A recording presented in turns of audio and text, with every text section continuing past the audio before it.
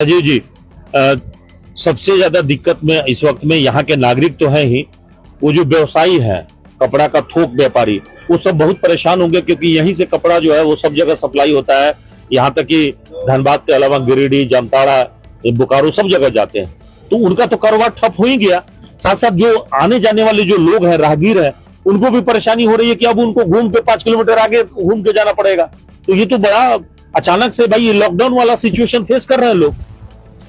कि जैसा कि अभी आप और हम जब साथ आ रहे थे तो हम लोग यही बात कर रहे हैं कि एक सोची समझी नीति है, और इस क्षेत्र के पीबी एरिया के लगभग 29 स्थान ऐसे हैं जिनको अति खतरनाक क्षेत्र घोषित कर दिया गया है, और झरिया रिवाइज प्लान 2 के अंतर्गत इसको ले लिया गया है। प्लानिंग ये है कि इस क्षेत्र को खाली कराना है। तो खाली कराने का, जैसे विधायक जी ने भी कहा कि जितने पंखे हैं उनको बंद कर दिया गया, तो जो गैस बन रही है वो तो कहीं ना कहीं से जहाँ कमजोर होगा निकलेगी। तो ये स्वाभाविक बात है।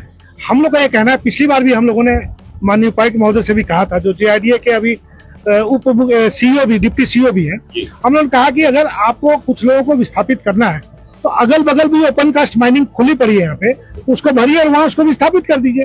आपको जहां से कोयला निकालना वहां निकलवा लीजिए।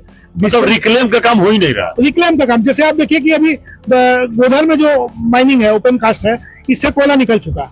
अब इसमें और कोयला निकलने का कोई स्कोप और कोई जगह बचा नहीं। तो कितना कृत्रिम पहाड़ खड़ा करेंगे यहाँ। तो ये देखिए, BCCL आज तक, एक पूर्व उपायुक्त कहते थे, जब हम लोग मीटिंग लगातार करते थे झरिया कोलफील्ड बचाव समिति की तरफ से, लगातार जब उनके साथ बैठे तो उन्होंने कहा BCCL के अधिकारियों को, वरीय अधिकारियों के, आपने आज तक जो जमीन ली है उसमें से 1 एकड़ भी आपने वापस नहीं किया।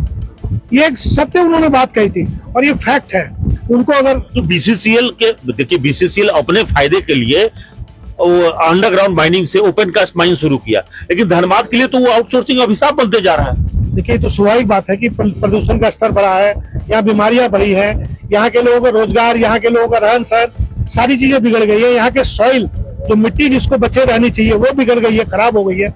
यहाँ पानी का स्तर बहुत नीचे चला गया है। पूरी तरह से ये क्षेत्र जो है ना, आज के दिन हम लोग ये कह सकते हैं कि हम लोग नारकीय स्थिति में रह रहे हैं, और विकल्प भी अच्छा नहीं है। देखिए, टापू बना देने से BCCL को जो है ये क्या कर रहा है, मतलब आखिर आप केवल कंपनी चला रहे हैं लेकिन सामाजिक हित छोड़ देंगे। देखिए, हम लोग लगातार इन लोगों को बोले, प्रशासन को, आज से नहीं 2005 से बोल रहे हैं कि आप एक चंडीगढ़ जैसे शहर की प्लानिंग कीजिए। अगर चंडीगढ़ आपसे नहीं बनता है तो न्यू झरिया बसाइए, न्यू केंदुआ बसाइए, न्यू कटरास बसाइए, और एक जगह बसाइए लोगों को। आप सोचते हैं कि केंदुआ के लोगों को 4 जगह हम डिस्प्लेस कर देंगे, झरिया के लोगों को 6 जगह डाल देंगे। तो चूंकि हम लोग पुराने कल्चर के लोग हैं, धनबाद भले आज महानगर बन गया हो, नगर निगम बन गया हो, लेकिन हमारा जो कंसेप्ट है वो हम एक मोहल्ले में एक साथ रहने वाले लोग हैं। हम लोग कोई भी अलग रहना नहीं चाहते। आवश्यकता इस बात की कि यहाँ जो प्रभावित लोग हैं उनको आसपास कहीं बसाया जाए। अगर कहीं गैस लीकेज है, कहीं भूदसान है, कहीं आपको अगर कोयला निकालना है, किसी को कोयला निकालने से आपत्ति नहीं है, लेकिन बात है कि हमें अगर बसाना अच्छे से, तो मुझे अच्छी सुविधा दीजिए। आप अगर चंडीगढ़ बसा सकते हैं तो बहुत अच्छी बात, आप लोग का बहुत लाभ होगा। पैसे की कमी नहीं है, क्योंकि मात्र 15,000 परिवारों के लिए अभी जो पैसा है करीब 9,000 करोड़ रुपया है, और यहाँ करीब 2 लाख परिवार से अधिक है। आप बिलीव कीजिएगा, जब सरकार परियोजनाओं को बड़ा करेगी तो कितने पैसे आएंगे, कितना यहाँ का रोजगार बढ़ेगा, कितना व्यापार बढ़ेगा।